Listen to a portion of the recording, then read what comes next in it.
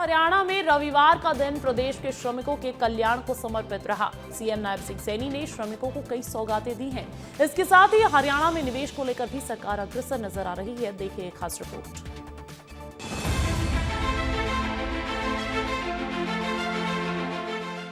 हरियाणा में रविवार का दिन प्रदेश के श्रमिकों के कल्याण को समर्पित रहा। हरियाणा के मुख्यमंत्री नायब सिंह सैनी ने गुरुग्राम से ऐतिहासिक पहल की है।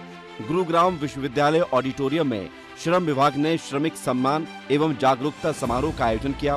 कार्यक्रम में मुख्यमंत्री नायब सिंह सैनी मुख्य अतिथि के रूप में शामिल हुए और हरियाणा श्रम कल्याण बोर्ड के अंतर्गत 37,000 से अधिक लाभार्थियों के बैंक खातों में 26 करोड़ रुपए से अधिक की राशि सीधे ट्रांसफर की।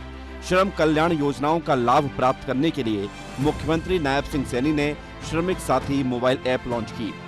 आज हमने मोबाइल आधारित एप्लीकेशन श्रमिक साथी उसको लॉन्च किया है और इसके माध्यम से आप श्रमिक हमारी जो श्रम कल्याण की योजनाएं हैं वो आसानी से आप तक पहुंच सकती हैं।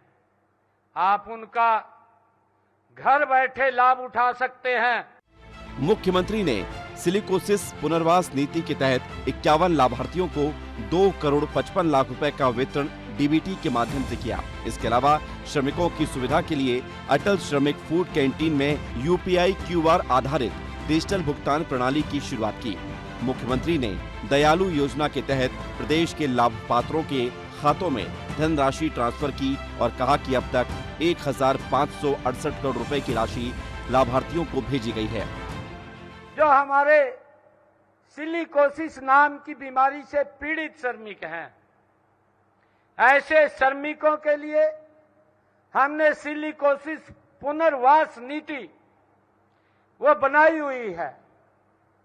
ऐसे हमारे पुनर्वास से इस सिलिकोसिस नीति के तहत 51 लाभार्थियों के खाते में 2 करोड़ 65 लाख रुपए की राशि वो पहुंचाई है। सीएम सैनी ने श्रमिकों के हितों में भी कई फैसले लिए हैं।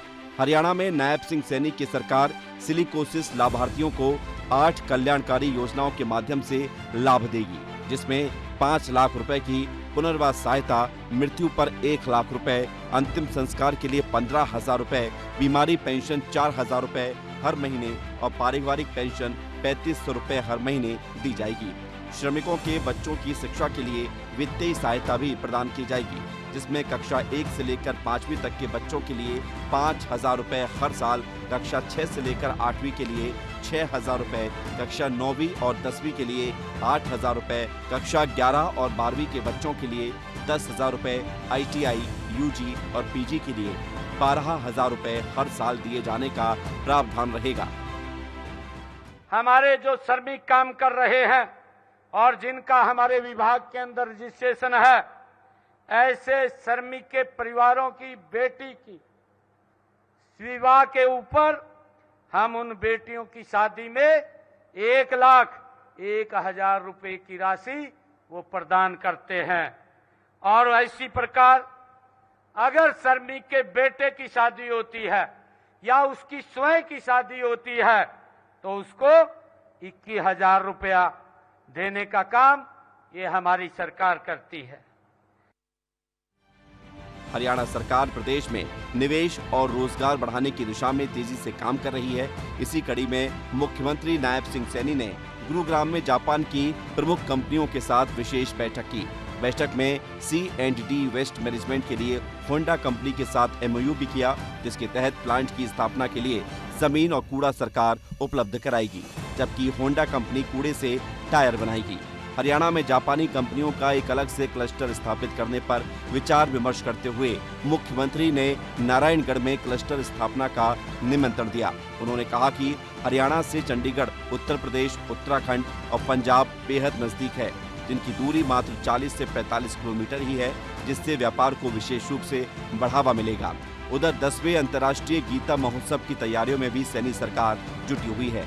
हरियाणा में 10वें अंतर्राष्ट्रीय गीता महोत्सव का 15 नवंबर से 5 दिसंबर तक आयोजन होगा। मुख्य कार्यक्रम 24 नवंबर से 1 दिसंबर तक होंगे। इसी को लेकर राज्यपाल प्रोफेसर असीम कुमार घोष और मुख्यमंत्री नायब सिंह सैनी ने बैठक की। बैठक में निर्देश दिए गए कि सभी विभाग समन्वय के साथ काम करें और विदेशी प्रतिनिधियों और अतिथियों को हरियाणा की संस्कृति का अद्भुत अनुभव कराने की दिशा में भी काम करें।